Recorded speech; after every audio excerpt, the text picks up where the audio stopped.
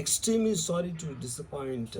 అంటే ఇప్పుడు ఏదో ఉనికిపోతున్నాను, మంచం కింద కూర్చొని ఏడుస్తున్నాను అని అందరూ what ever the media speculating, వాళ్ళందరికీ చిన్న డిసప్పాయింట్మెంట్గా ఉండొచ్చు వీడియో. ఇక్కడ పాయింట్ ఏంటంటే, I just want explain the whole concept. ఇప్పుడు నేను ఆల్మోస్ట్ ఒక 1 year బ్యాక్ ఏదో ట్వీట్స్ పెట్టాను అనే ఎలిగేషన్.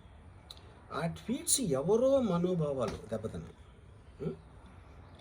ఇక్కడ విచిత్రం ఏంటంటే 1 year బ్యాక్ పెట్టిన ట్వీట్స్ 4 డిఫరెంట్ ప్లేసెస్లో 4 డిఫరెంట్ జ్యూరిస్డిక్షన్స్లో నలుగురికి ఒకే 3-4 రోజుల వ్యవధిలో వాళ్ళ మనోభావాలు దెబ్బతిన్నాయి.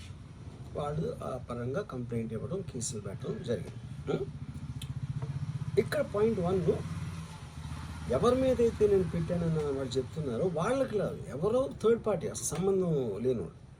సో ఆ కాంటెక్స్ట్లో అసలు ఈ కేసు ఎలాగా, ఈ సెక్షన్స్ ఎలా వర్తిస్తాయి అనేది అప్పుడు ఆబ్వియస్గా నాకు వచ్చే అనుమానం కానీ, నాకు కానీ నా మనుషులు కానీ, ఇది ఒక పర్సిక్యూషన్ చేయటానికి ఒక పద్ధతి ప్రకారం ఉన్న ఎలోబుల్ లాస్ని వాడుతున్నారా, లేకపోతే ఇప్పుడు వరల్డ్ ఓవర్ ఒక ఫినామినా ఏం జరుగుతుందంటే, పొలిటికల్ పార్టీస్ వాళ్ళు they are weaponising the systems of the police. అది అమెరికాలో జరుగుతుంది, యూరోప్లో జరుగుతుంది, ఇక్కడ కూడా జరుగుతుంది.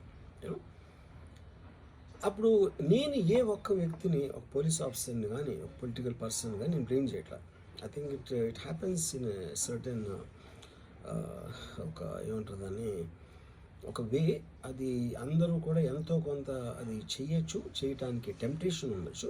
But eventually there is the law of the land which will take the final call. So అది that I completely agree, believe in that and I abide by that as a citizen.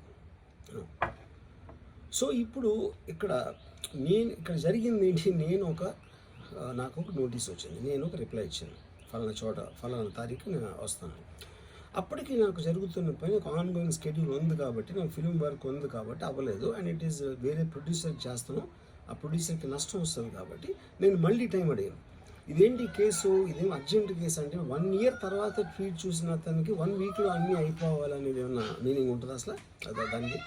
So which basically means it is being done for purposes other than the urgency of the case. ఇప్పుడు urgency of the case అంటే, మీరు మర్డర్లు గేడర్లు ఇన్ని జరిగి సంవత్సరాలు తీసుకుని